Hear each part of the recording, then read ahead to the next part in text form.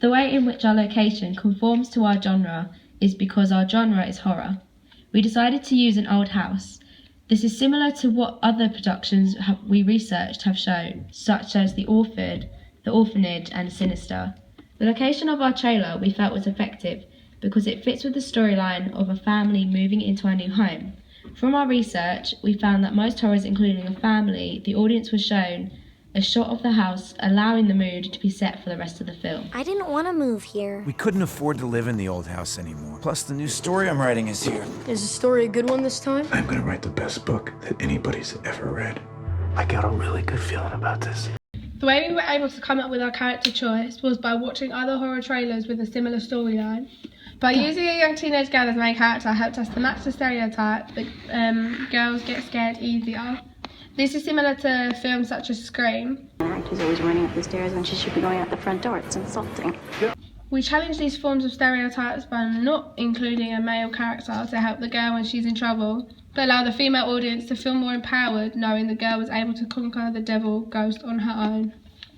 We were inspired to use a variety of shots in our trailer in order to allow the audience to guess the genre of our trailer. For example, we used a medium shot to illustrate the ghost in full form. We used the idea to use this particular shot from the film The Grudge.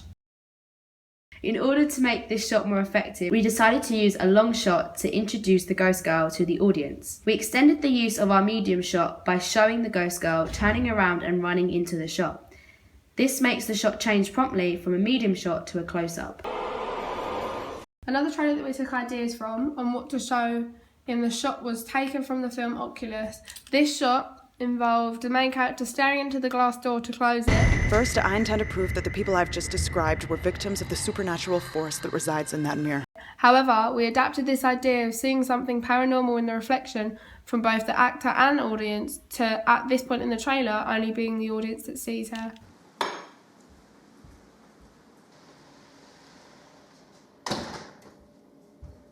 The trailer that we felt was most influential was Sinister. This was because most of the ideas for our trailer were taken from this film and adapted to our storyline. These ideas included the ghost or paranormal takings over the young child, in our case trying to, and use similar shots in order to build up tension.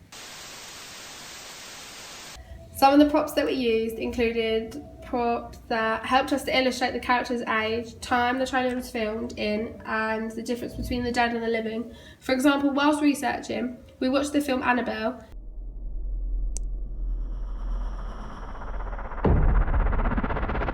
This is how we got the idea to give the ghost girl a teddy bear to illustrate her age, also making the audience question its importance, not realising it played a part in the girl's passing and also her return.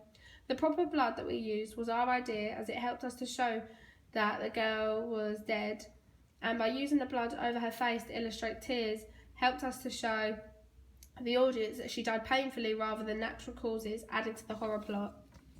The way in which we used the lighting was in some way similar and different to the other trailers within the horror genre. This was because our lighting changed throughout the trailer. At the start, in order to set the mood, we decided we wanted our trailer to start happy, so we made sure the lighting was bright. When we wanted the paranormal activity to occur, we made sure the lighting was dark, so that it helped set the mood to sad or suspicious, as it made it more predictable that something was going to happen that was not good. For our mise-en-scene, we made sure that in order to illustrate the fact that the girl has moved into the house recently, we made her room appear slightly messy. The lighting was slightly different to other media trailers because the lighting changed. At the start it was bright up to the bedroom scene.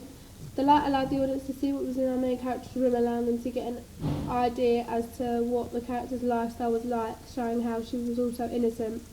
We made the light flicker at the end of the trailer, which was taken from a short film called Lights Out.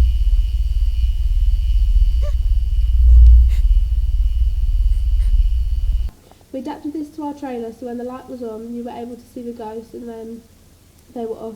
She vanished. We also had a contrast in the length, which our clips/shots were, rather than using lots of quick edits in most horrors. We used music to develop the suspense of genre, which is similar to what other trailers had used. Other trailers, such as Sinister, used similar music, adding to the tension from the clip. I got a really good feeling about this. We found a song called Special Death. We chose to use this song as it did not give much away about the film, but still gave a creepy vibe to the trailer.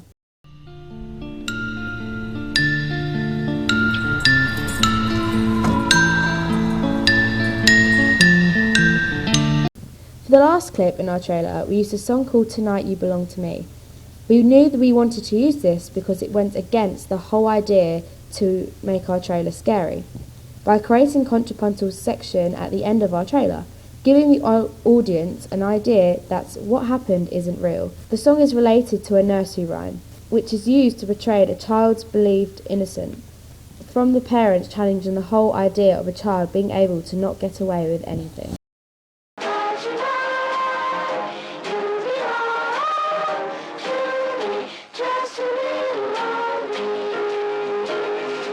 For our film poster, we researched into a lot of detail what ideas we could use.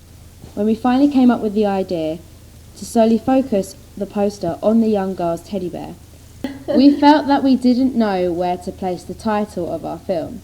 We decided to put it at the bottom of our poster, similar to every other horror poster.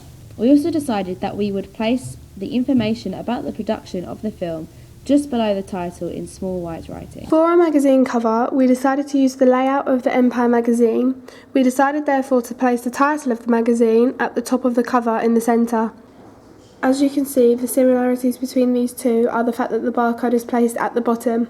We included a bubble-shaped text box for information stating about how there is a sneak preview inside.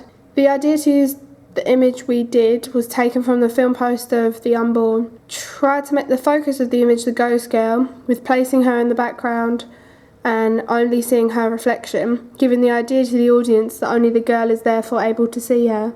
We also challenged most of, if not all, magazine covers by placing an image of both girls, neither one in the centre, and having our image placed behind the magazine title rather than covering half of the word.